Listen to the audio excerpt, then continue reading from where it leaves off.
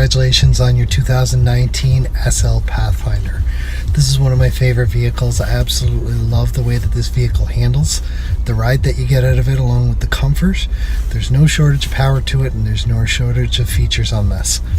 I know we covered a lot during the delivery, so we're going to go back through the features on this to help refresh your memory. And at the end, if you still have any questions at any point, please don't hesitate to call, text, email, or drop in.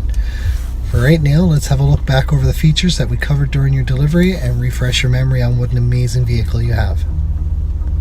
As we start at the infotainment system, we see that we've got a beautiful navigation system. This is a full touchscreen system, and the buttons are also down below here. So aside from touchscreen, I can also use my dial to zoom in or zoom out. I can move around my map as needed, or I can simply hit back to get right back to where I'm at. Really nice and easy to operate. For the navigation, I'm just going to hit the Navi button. From here, if I know exactly where I'm going, I can punch in my street address. If I'm not sure and I want a point of interest, I can just come in here and everything's going to show up based on what's closest to me. It's really nice and easy to work, easy to find what we're looking for, and it'll get you where you want to go. So that's our navigation system, super simple to operate. One thing I do want to mention is most of these buttons are going to gray out while you're driving. However, you can set it from the voice recognition button on the steering wheel while you're driving. So you can't use the screen while driving because it is a distraction to try and set that. But using the voice recognition, you can set it how you need. On the audio, we see I've got 36 presets that I can set, and I can set them for a mix of FM, satellite, and AM. All I have to do is press and hold on whatever station I'm on, and that will go ahead and set that. So in this case, if I just press and hold, satellite station 3 is now set as my first preset. And then if I flip over to AM, from there I'm going to look for a station that I'm familiar with. And once I find it, I can go ahead and I can set that there. So you can always have a mix of your favorite stations between satellite and FM so that you're not trying to flip back and forth on the source. Makes everything really easy to operate. My climate button is going to show me what's going on with my climate control. Right now I've got it set for 23 degrees. It is on auto and they are synced. So both drivers and passengers are going to have the same controls. Down below here, if I turn the sync off, or if I use the button up here, either one, I can then set everything is synced front and back, or I can turn it off altogether.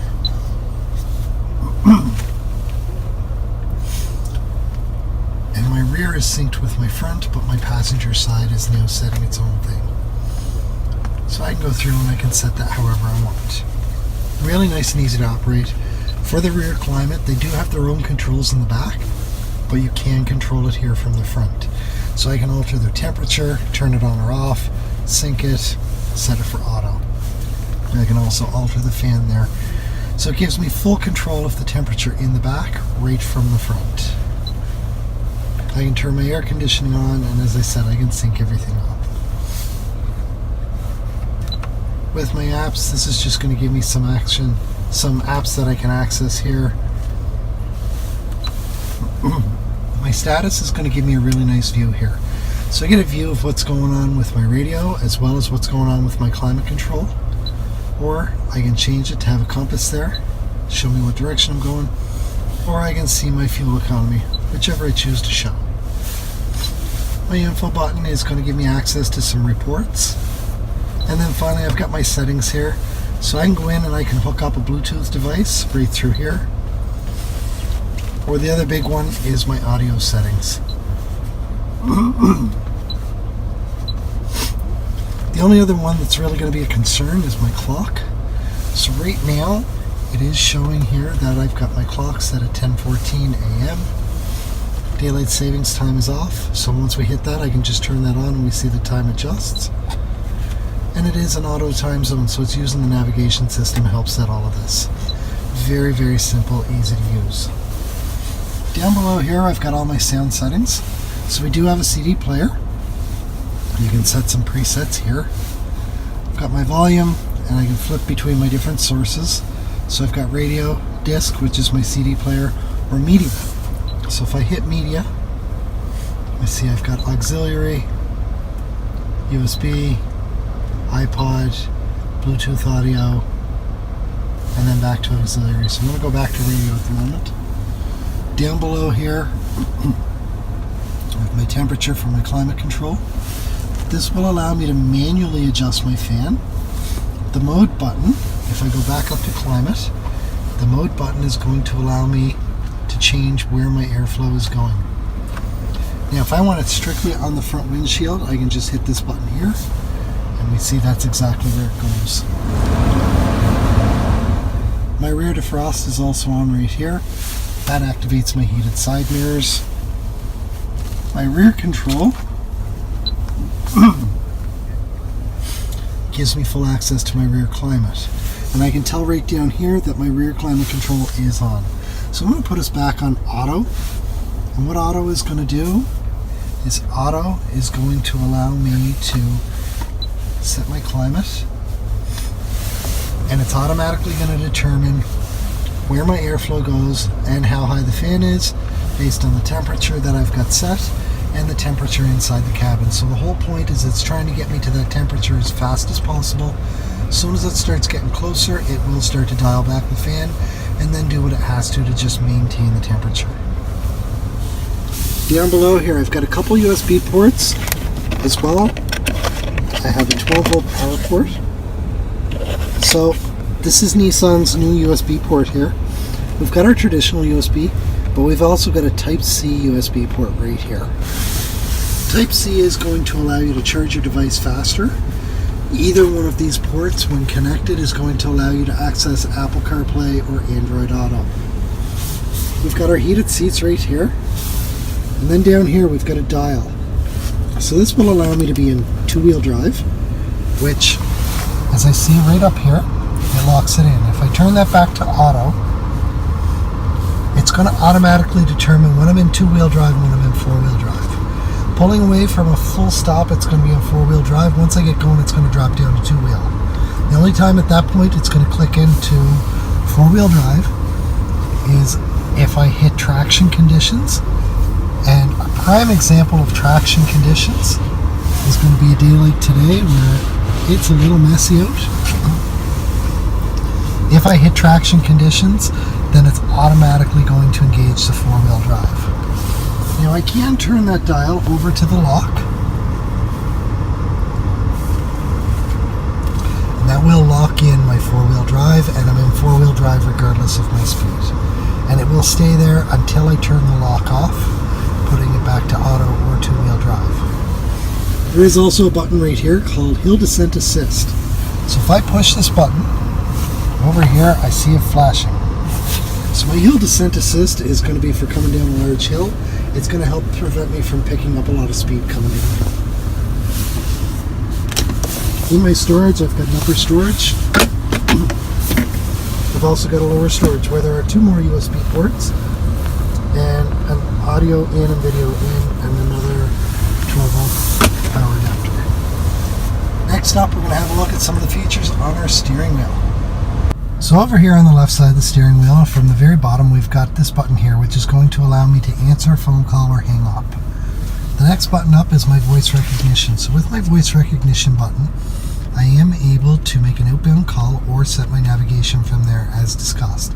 Just follow the voice prompts on the system, and you can set everything right from the steering wheel while keeping your hands on the wheel and your eyes on the road. My source button is going to change the source of my audio. So if I look, I see it's going through the different options here as I press each one, and then I get back where I started. If I've got anything connected to the USB or CD, and those become options as well. This is my volume for my radio, so I can increase or decrease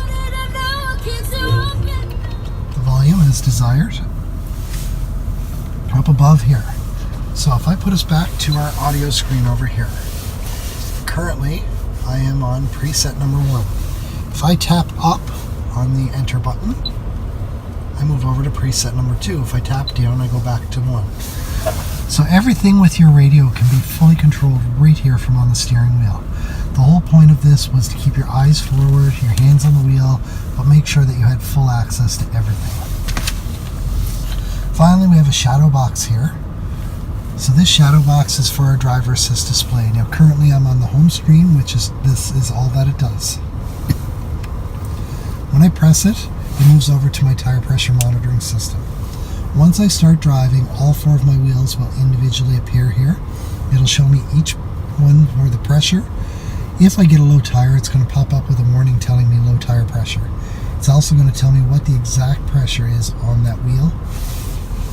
Once I go to a garage or a gas station or wherever and start putting air in the tire, I just simply put air in the tire that needs it, and when it gets to the right pressure, the horn is going to beep to tell you to stop.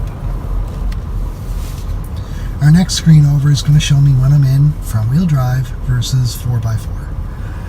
So, we went over this earlier in terms of the auto function, which we're currently in. Pulling away from a dead stop is going to have 50-50 split on power between front and back. Once I hit traction conditions, the same thing will happen. The rest of the time, that top bar is going to be full and the bottom bar will be empty. And it's done like this so that you get better fuel economy. This screen shows me what's going on with my audio. This screen here is pertaining to my navigation system. So when there's nothing set on the navigation, it will show me a compass. When I do have something set, this is going to change to an arrow going up and to the right or up and to the left, which is the direction of my next turn. It's also going to count down the distance until that turn. All the while, the system is going to talk to you through your Bose Premium sound system speakers to let you know when and where you need to turn. This screen will allow you to review any warnings, and the last screen over is your settings. Now, I typically change a couple settings in here. I do encourage you to play with the settings. However, if I go into the vehicle settings, and I'm going to come down to auto door unlock. By default, Nissan vehicles will unlock the door when you turn them off. I have changed this one so that the moment I shift into park, it's going to automatically unlock. So from here, I'm going to hit the back button on the steering wheel. I'm going to have a look at what other features are here. See all kinds of them that are already on. I am going to turn on my speed sensitivity for my wipers so that when they are on intermittent, they will be speed sensitive. So if I'm driving along locally and then move out to a highway, all of a sudden my wipers are going to move a little bit faster. The final feature here, which is turned off by default, is called rear door alert. This is a new safety feature that Nissan started putting into the Pathfinder in 2018. So there is a button inside your back door that when the door is shut, it depresses that button. When you open your door, that button pops out. This is what it uses to signify the rear door alert.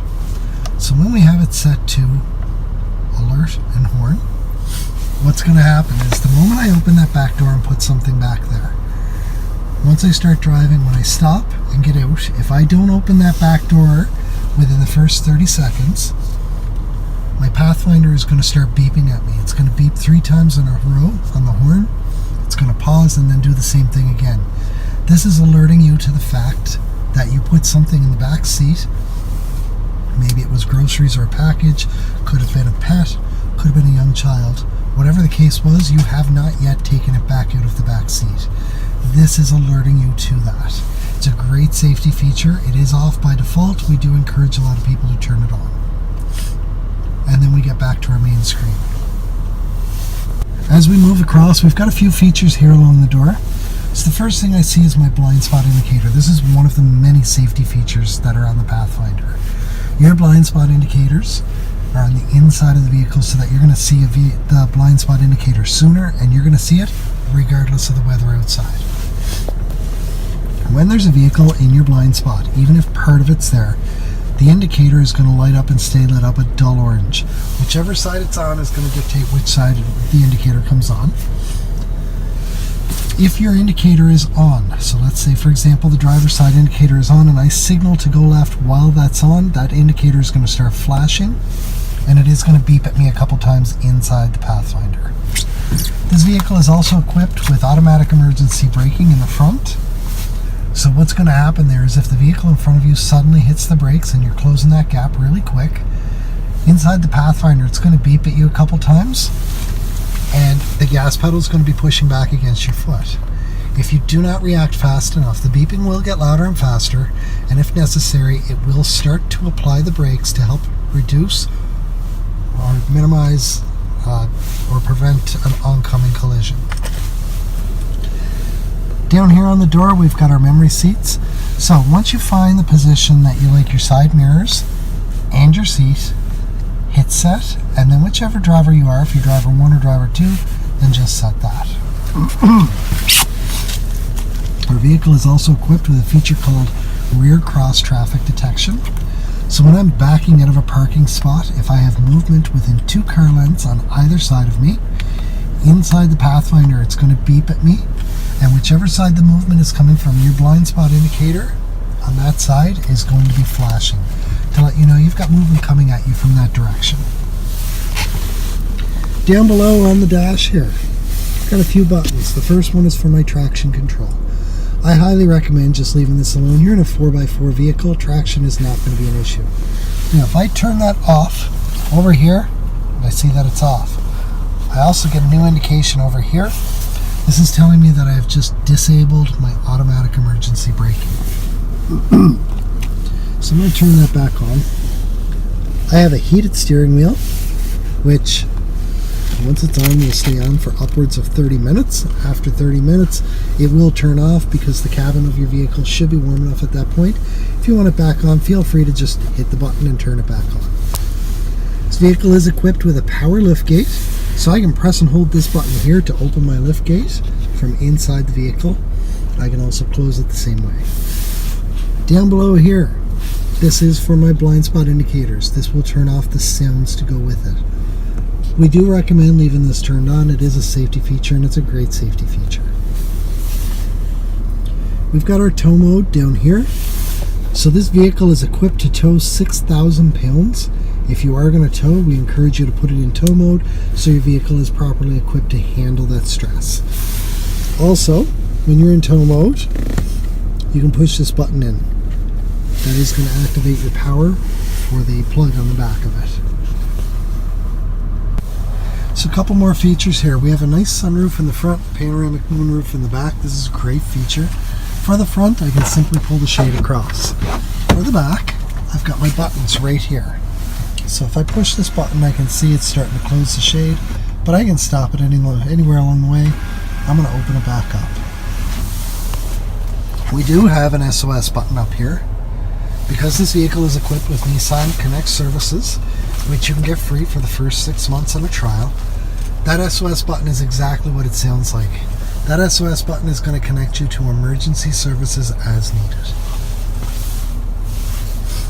We have an auto-dimming rear view mirror with HomeLink.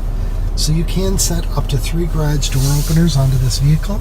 The easiest way to do this is to press and hold the garage door opener that you have for your garage door while pressing and holding whichever one of those you want to be synced up with it. If that does not work, check your owner's manual. There are a couple other ways that are not as common, but will open the vehicle for you.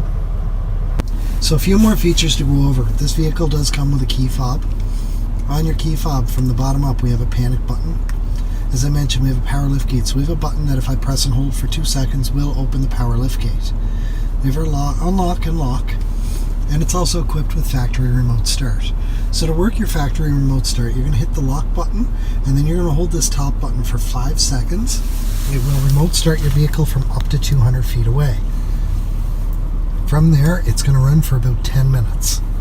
After 10 minutes, if you do not physically engage the vehicle, which is getting into the vehicle, putting your foot on the brake and pressing the start button, the vehicle will turn back off. However, if you're running a couple minutes behind and you know that you're going to be late, so if it's been running for about 7 or 8 minutes, you know you're going to be at least 5 more, you can simply press the lock button again and press and hold the top button again, so the exact same sequence, and it will add 10 minutes to the count from wherever you're at. So if you've been running for 8 minutes, it will now run to the 18-minute mark. You can remote start your vehicle twice or once with one extension. After that, if you do not engage your vehicle, it will not let you start it again through the remote start process. If you've remote started it and you change your mind, press and hold this top button for about 3 seconds and it will turn your vehicle back off. Now, because it's a key fob, there's a battery inside and that battery is eventually going to go dead.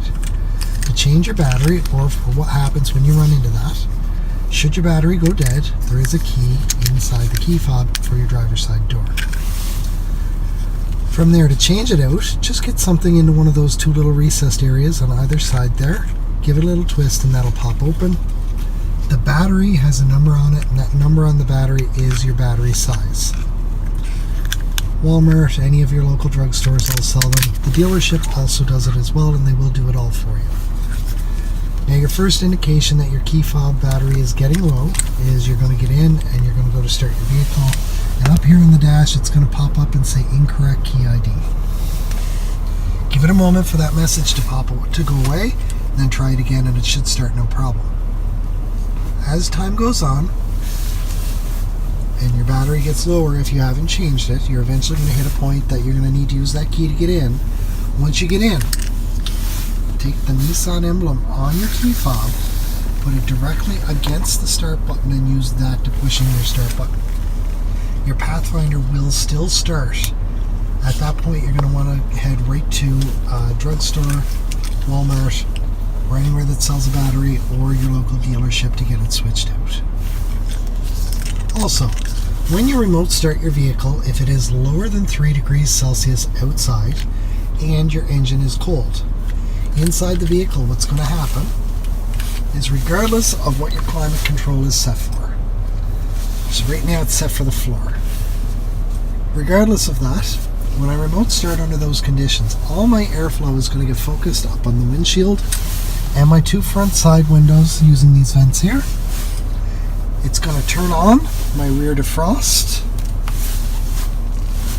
and it's going to turn on my heated steering wheel. And if I've left my heated seat in on position, it will start to warm that up as well. All when I remote start the vehicle. As soon as I get in, my climate is going to go back to whatever I've had it set for. My rear defrost will stay on, as will my heated steering wheel and my heated seat. It's designed to help warm up your vehicle and clear it off as fast as possible. In the back seat of the Pathfinder, I can see down here, there is a separate climate control. Right now it's set on auto, it's at 22.5 degrees. I can turn it off here. I can adjust my fan, I can adjust my temperature. The SL Pathfinder is equipped with heated seats in the back here, which are already on and running, and the seat is warm. I've got 2 more USB ports strictly for charging back here, my traditional and my Type-C. And if need be, depending on what your kids are doing, if one of them has a laptop, you can physically plug that in to the actual plug that we have back here. So it gives you lots of options there. I am going to show you how to open the metal seats here so that you can get into the back area, and then we're going to have a look at the power liftgate. Pull this lever for cargo to give me lots of storage for the back here, and I'm actually going to put my back seat up, or with my back seat up, if I put this back in place, if I want a passenger in the back seat, there's a lever here on the side, and with one finger I can push this up and slide the whole thing forward. From there, my passenger can easily hop in the back. The final thing to go over here is our power liftgate. So with the power liftgate, there is a button up underneath here that allows me to just press that and open it.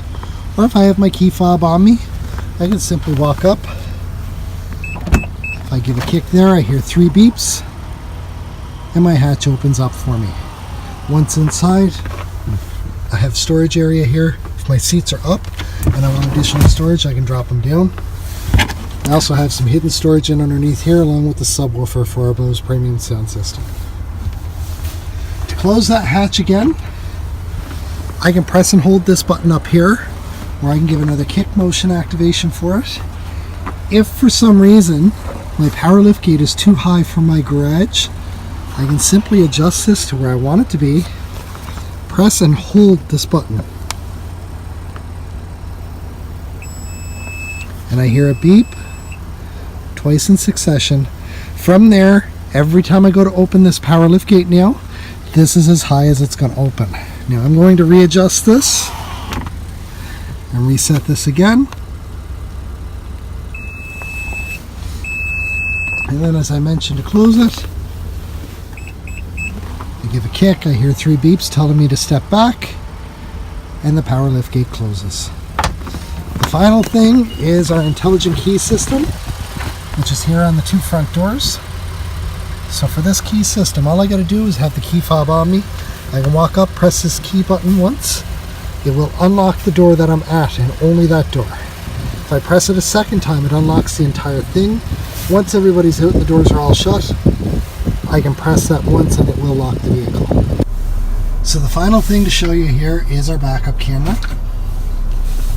So when I put it in reverse, I can see out behind me on the left hand side, but I also have a 360-degree rear view, or a bird's eye view, which is a view around the vehicle. So to get that view, we utilize the backup camera back here. In the front, we utilize a camera that's in the grille. On the sides, we utilize cameras that are underneath the side mirrors. This is a great feature when you're backing into a spot to see how you are lined up in terms of the vehicles on either side of you and where the lines on the road are. It's also a great feature where you're parallel parking. I'm going to put us back in park for a moment, and I'm going to hit our camera button, and we get our camera back. But this time, because I'm in park, and the same thing happens when you're in drive and press it, we get a view at the front of the vehicle as well as our 360-degree bird's eye view. That camera will stay on for up to 2 minutes, or if I hit 10 kilometers an hour if I'm in drive, it will turn on, off, or I can simply press it again, and then my view over here is down the passenger side of my vehicle to help park beside a curb and maintain 6 inches space. Once more, turns it back off myself. Congratulations again on your 2019 Pathfinder SL. I know this is an amazing vehicle. I hope this video helps you go back through everything that we covered and refresh your memory on everything. Please feel free to download the Nissan Connect Services app and test out your 6-month trial on that, as we would have discussed during the delivery. If you still have any questions, please do not hesitate to get in touch with me. You can call, text, email, or stop at O'Regan's Nissan Dartmouth, and I'll be more than happy to answer your questions for you. I look forward to hearing how you're making it with your Pathfinder and for dealing with you when it's time for your next one.